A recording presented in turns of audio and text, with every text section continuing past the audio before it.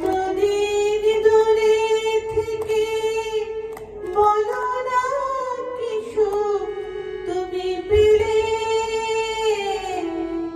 সেই তো আবার কাছে এলে।